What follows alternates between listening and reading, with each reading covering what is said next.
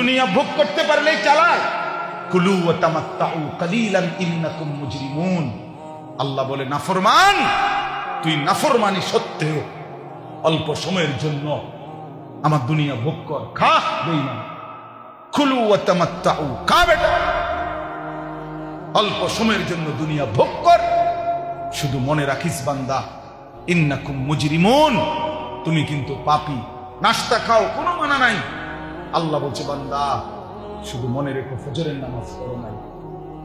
রাতের খানা খাও, কোনো মানা নাই, আমি খাইতে বাধা দেব না, শুধু মনে রেখো এশার নামাজ পড়ো নাই। বিল্ডিং করতেছ, করো, শুধু মনে রাখো দূর সুদের টাকা, কিস্তির টাকা, 2 নম্বরই টাকা, ওজনে কম দিয়া বাটফারি কইরা এতিমের সম্পদ লুণ্ঠন করে, অন্যায়ভাবে আপন জনের সম্পদ কুক্ষিগত করে বাড়ি করলা, প্রাচুর্য করলা, অহংকার করলা। মনে রাখো নাফরমান, দুনিয়া ভোগ করো, আখিরাত খুব সামনে, কবর খুব সামনে, খুব সামনে। হাত্তা যুরতুমুল মাকাবির, এই যেখানে আছে, কাল্লা সাউফা তা'লামুন। আল্লাহ বলেন, অল্প সময়ের ব্যবধানে নাফরমান, কবরের তোরে বুঝায় দেব আমি মাওলার শাস্তি কি জিনিস, আমার অবাধ্যতার শাস্তি কি জিনিস, বুঝায় খাও। ছেলে পেলে তোমরা মনে করছো মোবাইল টিপতেছ, নারী দেখতেছ, বাপ কিছু বলে না, মা কিছু বলে না, সমাজের কেউ কিছু বলে না। মূল বিষয় হলো এটা, ছেলে পেলে আজকে মনে করতেছে আমি মুক্ত, আমি আজাদ, আমি স্বাধীন, আমার কোনো মা নাই, আমার কোনো বাপ নাই, আমার কোনো অভিভাবক নাই, আমারে ডাক দেওয়ার কেউ নাই, আমারে মানা করার কেউ নাই, আমারে বুকে জড়াইয়া ফিরাইবার কেউ নাই, আমারে আল্লাহর সাথে সম্পর্কিত করার কেউ নাই। আমি আর আমার মোবাইল, আমার নারী, আমার নর্তকী, আমার জিনার দৃশ্য, বেবিচারের দৃশ্য, উলঙ্গ দৃশ্য, আমার অসৎ বন্ধুর আড্ডা, মোটর সাইকেলের ঘোরাফেরা। হায়, এটা তোর এই কারণে হইছে, কেউ তোরে ডাকে না, কেউ তোরে বাধা দেয় না। মূল কারণ বাবা, আমি বললাম যার মা তারে ডাকে না, যার বাবা তারে ডাকে না, যার অভিভাবক কাউরে ডাকে না, এত গুনাহ, এত নাফরমানি, এত মিথ্যা, এত নাচ, এত উলঙ্গ ছবি দেখার পরেও তোমারে কেউ বাধা দেয় না। কারণটা কি? তোর উপরে আল্লাহর লানত পড়ছে, খোদার গজব পড়ছে, এই জন্য তোরে আর কোনো মাখলুক দেখে না। যার উপরে খোদার গজব পড়ে তারে আর কোনো মাখলুক ডাকে না। আমারে ডাকছে, আমার ভাই আমারে একদিনে একবারে জায়গায় 3 বার চুল কাটাইছে। আমার দিকে আমার ভাই নজর রাখছে, আমি একবারে শুধু 19-20 হয়েছে চুলে, 3 বার চুল কাটাইছে। হ্যাঁ, আমি জীবনের প্রথম যখন চাকরি নিছি এই সোনাকান্দায়, প্রথম বেতন দিয়া এখান থেকে একটা টুপি কিনছিলাম, এরকম সাদার মধ্যে ছোট্ট ছোট্ট লাল লাল একটা ফুলের মতো, চারিদিকে 4টা ফুল আছিল, এই আর কিচ্ছু না, সাদা টুপি। আমার জীবনের বেতনের তখন টাকা পাইছিলাম। বাসায় গেছি বৃহস্পতিবার দিন, আব্বা দেখছে শুধু একটা নজর। আব্বা দেখে বলছে আমার মা রে, হেতের যে চাকরি হয়েছে বুঝুনি, হেতের যে বেতন হয়েছে এটা বুঝুনি তুমি? মায় কয় মানে? টুপি দেখছো না?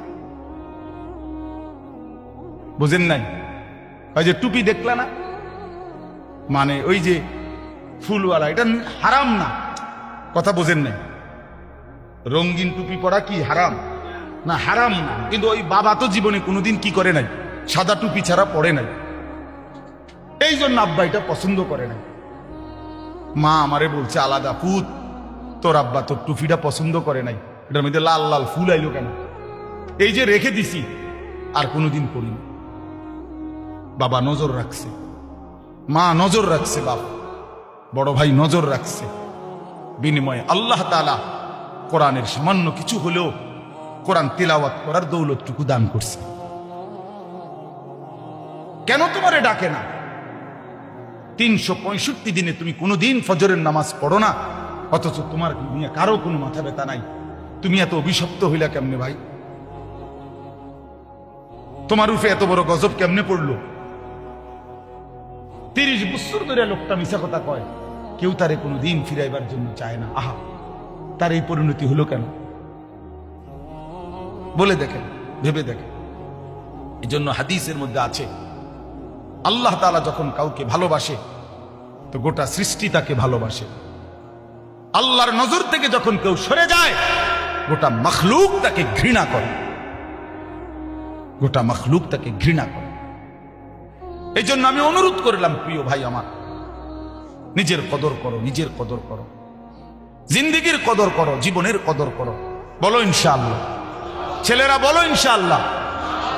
হ্যাঁ, হালালের উপরে উঠো, আখলাক ঠিক রাখো ভাইয়া, নারীর ফান্দে পইরো না, অশ্লীলতার ফান্দে পইরো না ভাইয়া।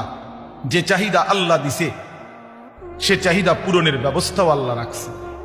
তৃষ্ণা আল্লাহ দিছেন তো পানি আল্লাহই দিছেন, খাবারের ভোগ আল্লাহ দিছেন তো খাবারের ব্যবস্থা আল্লাহই করছেন। তাইলে যে মালিক তৃষ্ণা দিলেন তিনি পানিও দিছেন, যিনি খাবারের ভোগ ক্ষুধার্ত এটা যিনি বানাইলেন তিনি খাবারও দিয়েছেন। অতএব লজ্জাস্থানের চাহিদা, শাহওয়াত, যৌন চাহিদা এটা যিনি দিয়েছেন তিনি হালাল স্ত্রী, বৈধ স্ত্রীও সৃষ্টি করে রেখেছেন। মিলেই যাবে, একটু সময় পরে মিলেই যাবে। নিজের থেকে কুত্তার মতো না হওয়া, বেবিচারী কুকুরের মতো নারীর পিছনে যে ঘুরে, হারাম নারীর পিছনে, সে তার জিন্দেগি কুকুরের মতো, কুকুরের মতো পিছনে হাঁটে। তার কোনো হায়া নাই, লজ্জা নাই, আত্মমর্যাদা নাই, গায়রত নাই। একটা বেড়ই তৈয়া বেডির পিছনে জিন্দেগি শেষ করে দিছে। তুই কিসের বেড়ই বেড়া? তুই ফেলাস্টিক বেড়া, তুই কিসের বেড়ই বেড়া? আকামলা কোথাকার, জিন্দেগি পুরাটা বেডির কাছে তুলে দিছে। সারাদিন নারী, সারাদিন ছবি, সারাদিন নারী নিয়ে কল্পনা। এটা কি ধরনের জিন্দেগি? এই অপদার্থ তো মরে যাওয়া ভালো।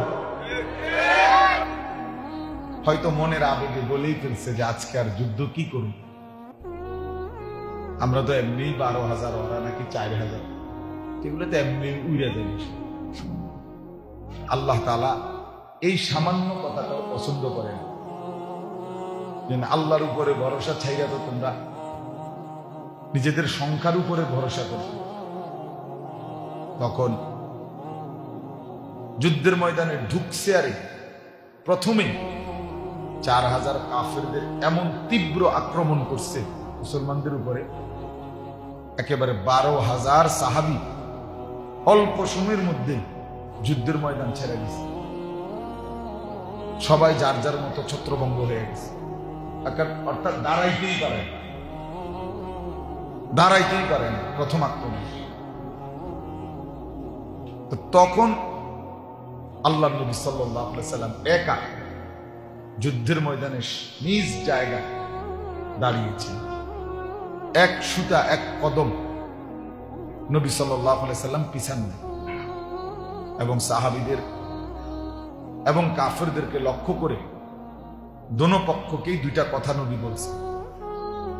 সাহাবীদের দিকে তাকাইয়া বলছেন, আনা নবিয়্যুল লা কাযিব, আমি নবী আল্লাহর, আমি মিথ্যাবাদী না, আমার উপরে আল্লাহর সাহায্য আসবেই, তোমরা ফিরে আসো।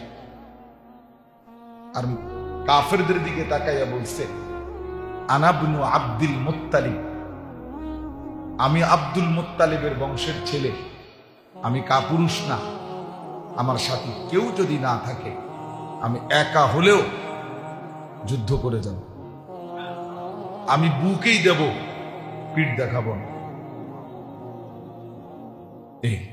একা হলেও যুদ্ধ। নবী সাল্লাল্লাহু আলাইহি সাল্লাম একাই টিকেছে।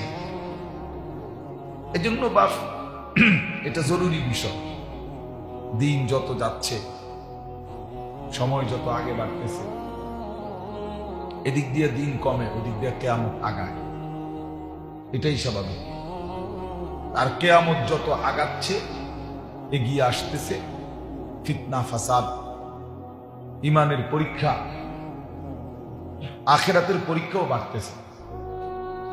রাসূলুল্লাহ সাল্লাল্লাহু আলাইহি ওয়াসাল্লাম বলছেন, উম্মত, একটা সময় তোমাদের উপরে এই পরিমাণ ফিতনা আসবে, ওয়া আয়াতিন তাতাবাউ, কানিজামিন কুতিয়া সিলকুহু, অবস্থা এমন হবে যে একটার পর একটা এত দ্রুত ফিতনা আসবে, মুসিবত আসবে, পেরেশানি, নিজের ঈমান আমল টিকিয়ে রাখা এতটা কঠিন হবে, ফিতনা এত ধারাবাহিক আসবে যে নবীজি সাল্লাল্লাহু আলাইহি সাল্লাম বুঝাইছেন, মনে করেন এই যে তসবির দানা, 100টা দানা এইখানে যদি ছুরি দিয়ে এখন কাইটা দেয়, 100 দানা মাটিতে পুঁততে কতক্ষণ লাগবে?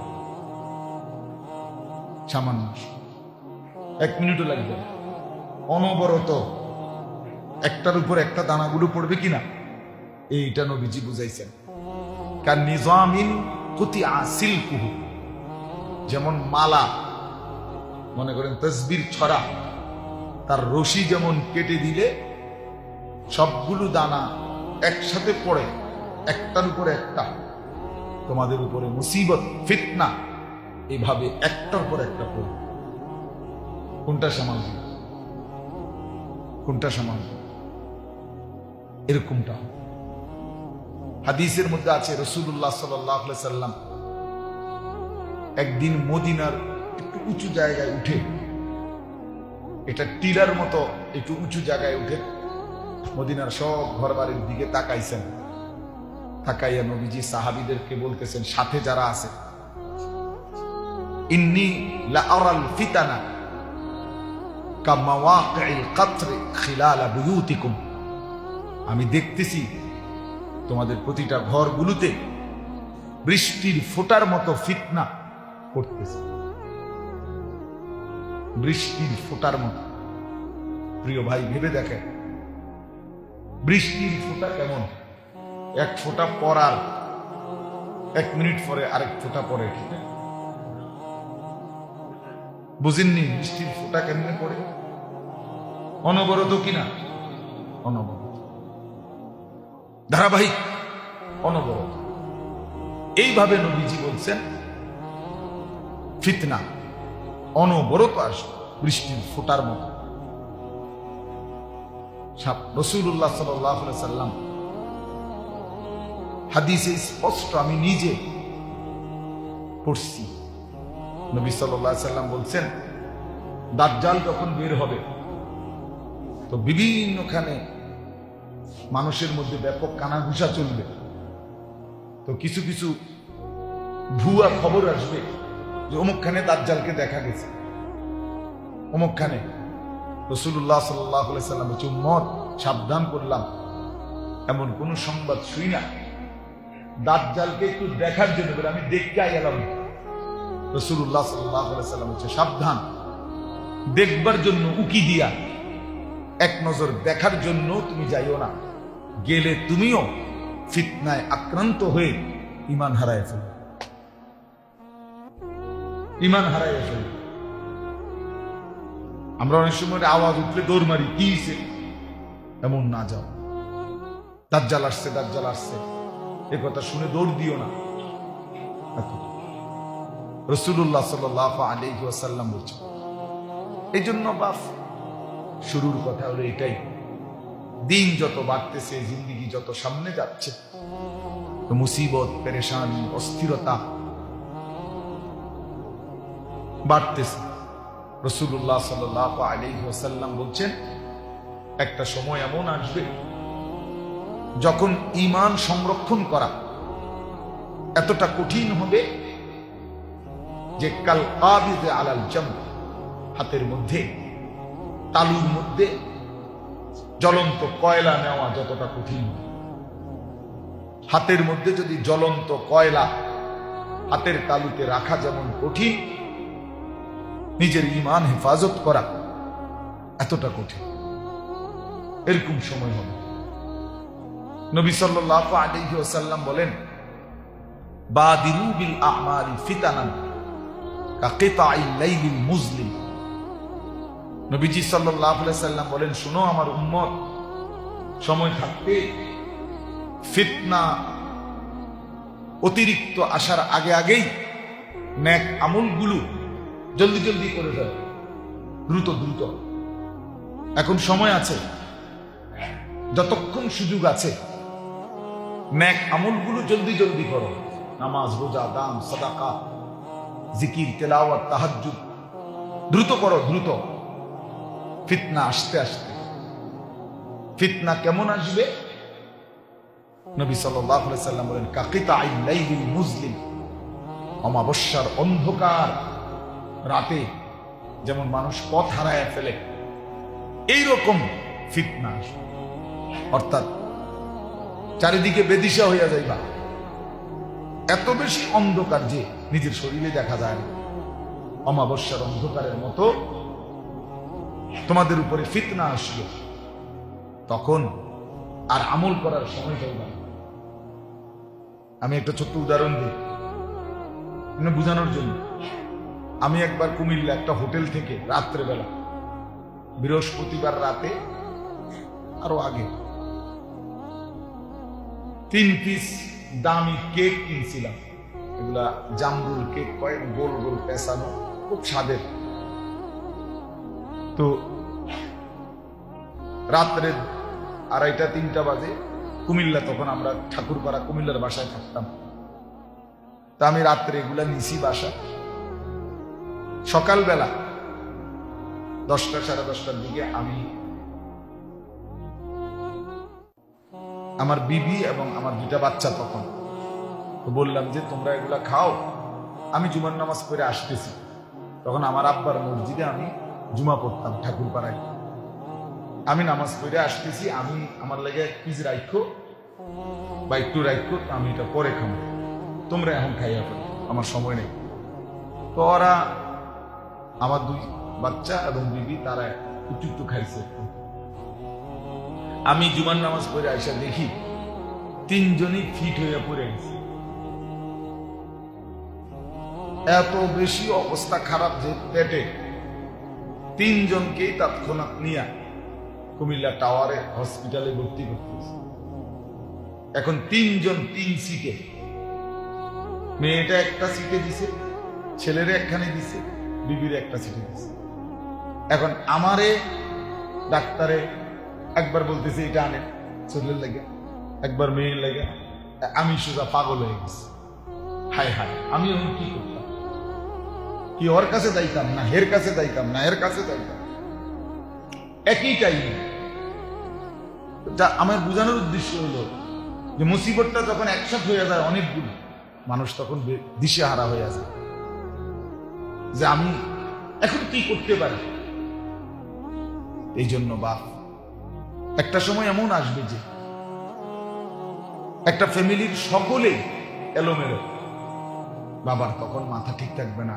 হায়, আমার ছেলেটাও এলোমেলো, মেয়েটাও এলোমেলো, ছেলের বউটাও এলোমেলো, মেয়ের জামাইটাও এলোমেলো, নাতি নাতনিগুলোও এলোমেলো, সবাই এক একজন এক এক মতো।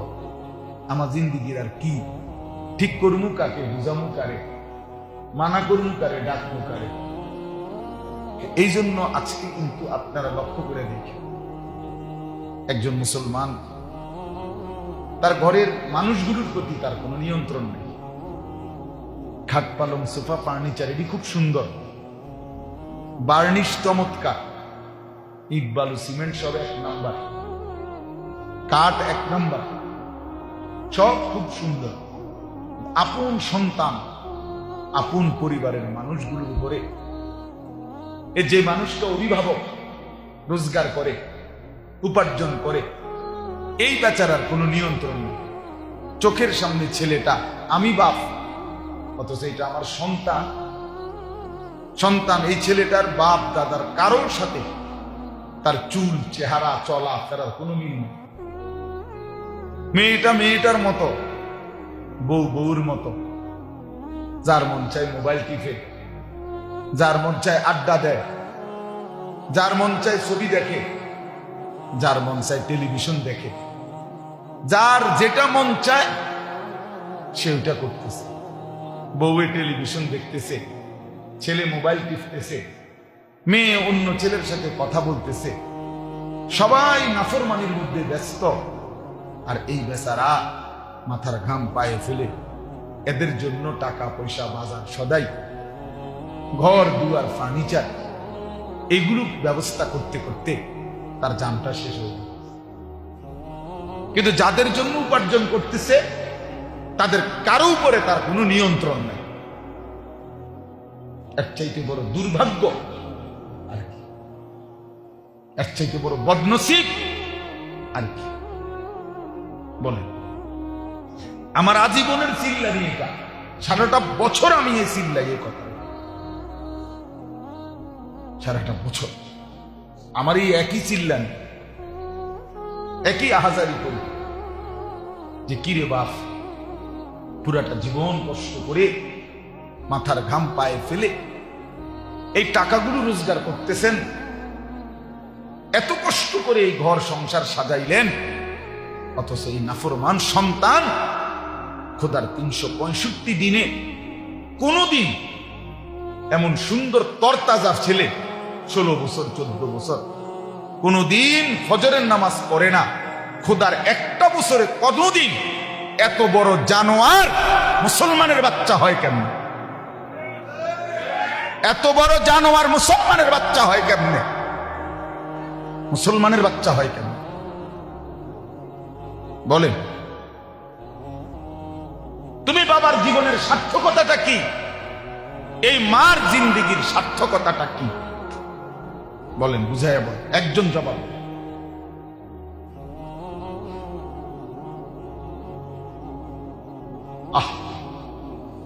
খাট বানাইলেন 40,000 টাকা দিয়া, আর সেই খাটের মধ্যে শুইয়া সারা রাত ছেলে উলঙ্গ ছবি। সোফা বানাইলেন 70,000 টাকা খরচ কইরা, সেই সোফার বৈশা বউ বাচ্চা নাতি নাতনি সারাক্ষণ রঙিন টেলিভিশনে নাচ গান নাটক সিনেমা নর্তকীর ছবি দেখে। এই ছিল মুসলমানের জীবন? এটাই আপনার জীবনের সফলতা? এটাই জীবনের চাওয়া পাওয়া ছিল? এই জন্য প্রিয় ভাই, তোমাদেরকেও বলি ভাই, একই কথা ভাইয়া, এই ছেলে বাপ, বারান্দার ছেলেরা কথা বললে বাপ বাইরে হয়ে যাও। তোমার মতো 2-4 জন অপদার্থ বাইরে হয়ে গেলে তেমন সমস্যা হবে না, বাইরে হয়ে যাও ভাই। কথা যদি বাকি থাকে কারো, তুমি বাহিরে গিয়া বলো। এতটুকু দিমাগ যদি না হয় বেটা, মসজিদ এটা শিখবা কোন দিন দোস্ত? খামখেয়ালি ছুটবে কোন দিন? আয়াহসাবুল ইনসানু আন ইউতরাকা সুদান। আল্লাহ তাআলা বলছে, মানুষ কি ভেবেছো তোমরা আমি তোমাদেরকে এমনি এমনি ছেড়ে দেব? আফাহাসিবতুম আন্নামা খালাকনাকুম আবাথান। আল্লাহ তাআলা বলে, বান্দা তুমি কি এই মনে করেছো যে আমি তোমাদেরকে অনর্থক বানিয়েছি? হাল আতা আলাল ইনসানি হিনুম মিনাদ দাহর লাম ইয়াকুন শাইআম মাযকুরা। আল্লাহ তাআলা বলে, বান্দা তুমি জানো না কত যুগ যুগ ধরে আমি আল্লাহ তোমাকে সৃষ্টি করেছি। তুমি 9 মাসে হও নাই, তুমি 9 বছরে তৈরি হও নাই। তুমি জানো না বান্দা, মাটির অস্তিত্ব থেকে আমি তোমাকে বানাইছি। প্রথম তোমার অস্তিত্বের প্রথম বিন্দু মাটি। ওয়ালাকাদ খালাকনাল ইনসানা মিন সুলালাতিন মিন তিন। আল্লাহ তাআলা বলেন, মাটির সারাংশ থেকে আমি আল্লাহ মানুষকে বানিয়েছি। সেই মাটিটা যেটার থেকে তোমারে বানাইছি, সেটা আমি কত হাজার বছর ধরে এই পৃথিবীতে রাখছি। পৃথিবীর কেউ জানতো না, শুধু আমি আল্লাহ জানি। কথা বুঝেন নাই? শুধু আল্লাহ জানে, আল্লাহ জানে, শুধু আল্লাহ জানে। মাটি থেকে খাবার উৎপাদন করেছি, সেই খাবারের কণিকার মধ্যে তুমি ছিলা, তোমার অস্তিত্ব ছিল। সেখান থেকে নির্দিষ্ট পরিমাণ খাবার তোমার বাবা বক্ষণ করছে। সেই বাবার খাবার থেকে আমি আল্লাহ বীর্যের ফোঁটা তৈরি করেছি, তুমি তার মধ্যে ছিলা। সেখান থেকে একটা নির্দিষ্ট সময়ে তোমারই বাবা মায়ের মিলনে উভয়ের বীর্য একত্র করে মিন নুতফাতিন আমশাজ একত্রিত করে মায়ের জরায়ুতে আমি আল্লাহ স্থাপন করেছি। সেখান থেকে আরো 9 মাস ধারাবাহিকভাবে মায়ের রেহেমে, মায়ের জরায়ুতে আমি আল্লাহ তোমাকে তৈরি করেছি। জমাট রক্ত, গোশতের টুকরা, হাড্ডির কঙ্কাল, নাক কান চোখ দিয়ে গোশত মিলাইয়া একদিন রূহ ফুঁকে দিয়ে মায়ের পেট থেকে বের করে এই পৃথিবীর আলো দেখতে দিস। তুমি জানো না বান্দা, তোমারে বানাইতে আমার বহুদিন লাগছে। আমি সেই মালিক যে মালিক কোন বললে হয়ে যেত। আল্লাহ তো কোন বললেই হয়ে যায়, হও বললেই তো হয়ে যায়, ঠিক কিনা বলে? তাহলে আমারে আপনারে আল্লাহ তাআলা 9 মাস লাগাইলো কেন? 9 বছর লাগাইলো কেন? এত লম্বা সময় আমরা জানি না মাটি হিসাবে কতদিন ছিলাম, আমরা জানি না খাবার হিসাবে কতদিন ছিলাম, আমরা জানি না বাবার বীর্য হিসাবে কতদিন ছিলাম, আমরা জানি না মায়ের জরায়ুতে কোন দিন স্থাপন হলাম, আমরা জানি না 9 মাসে কোন দিন নাক লাগাইছে, কোন দিন কেউ বলতে পারে? বলো ছেলেরা, একটা ছেলে বলো বাপ, তোমার মায়ের গর্ভে যে তুমি ছিলা 10 মাস, তোমার নাক লাগাইছে কোন দিন? তোমার চোখ লাগাইছে কোন দিন? এমন সুন্দর যত্ন করে শরীর সাজাইছে যিনি, তিনি পৃথিবীর কাউকে জানান নাই। তোমার মাকেও বলে নাই, মাকেও জানাই নাই যে মা আজ রাতে তোর ছেলের নাক লাগাবো, আজকে রাতে তোর ছেলের কান লাগাবো। আল্লাহ বলে না বান্দা, পৃথিবীর কাউকে না জানিয়ে শুধু আমি একা অন্ধকারের ভেতরে আমি নিজ হাতে তুমি বান্দাকে বানাইছি। তুই আমার বড় মহব্বতের বান্দা, তুই আমার বহুতই আদরের বান্দারে, তোরে আমি বড় যত্ন করে বানিয়েছি। ওয়ালাকাদ খালাকনাকুম সুম্মা সাব্বারনাকুম। আল্লাহ বলে বান্দা শোনো, তোমাদেরকে আমি বানিয়েছি, তোমাদেরকে আমি আল্লাহ সাজিয়েছি, বানাইছিও আমি, সাজাইছিও আমি। এই নাক, এই চোখ, হাত, পাও, অঙ্গ প্রত্যঙ্গ, এটা আমার সেটিং, আমি আল্লাহর বাছাই, এটা আমার ডিজাইন, পৃথিবীর কারো ডিজাইন না। কি বলেন? আল্লাহর ডিজাইন কিনা এটা? আমাদেরকে এভাবে সাজিয়েছেন কে? আল্লাহ তাআলা বলে ঠিক এভাবে আবার আজকে যেমন সাজিয়েছি, হাসরের ময়দানে হুবহু হুবহু ওই চোখ, ওই নাক, ওই কান, ওই চুল, ওই চামড়া তোমারটাই আবার প্রয়োজনে 1,00,000,000,000 বছর হোক কবর থেকে আবার হুবহু সেটাই আমি আবার ফেরত দাঁড় করাবো। বালা কাদিরিনা আলা আন নুসাব্বিয়া বানানা। বানানা, এটা তো আশ্চর্য তরজমা। আল্লাহ বলছে বান্দা শোনো, হাসরের ময়দানে তোমার শরীর আমি শুধু হুবহু আগেরটা ফেরত আনবো এটা না, বরং আলা আন নুসাব্বিয়া বানানা। এই বানানা শব্দের অর্থ হলো মানুষের আঙ্গুলের এই যে ভিতরে যেই রেখা আছে, আপনারা সহজে বুঝবেন। মানুষ যে ফিঙ্গার দেয়, ফিঙ্গার মানে মেশিনের মধ্যে আপনি হাত আঙ্গুল রাখে না, ওই যে পাসপোর্টের সময়, ভিসার সময়, হ্যাঁ এয়ারপোর্টে কি করতে হয়, এরকম মেশিনের মধ্যে ফিঙ্গার দেয়। এইটা দিলে এই ভিতরের রেখাগুলো উঠে, এটা আবার সেটিং করে রাখে। এই 800 কোটি মানুষ যে বর্তমান পৃথিবীতে, 800 কোটি মানুষ যদি হয় বর্তমানে, এই 800 কোটি মানুষ যদি প্রত্যেকের এই বুড়া আঙ্গুল এভাবে মেশিনে রাখে আলাদা আলাদা, এই জায়গা এতটুকু, কিন্তু এই রেখা এতটুকু জায়গার 800 কোটি ভিন্ন ভিন্ন, একটা সাথে মিলবে না। এটা কি কারিগর, কেমনে বানাইছেন?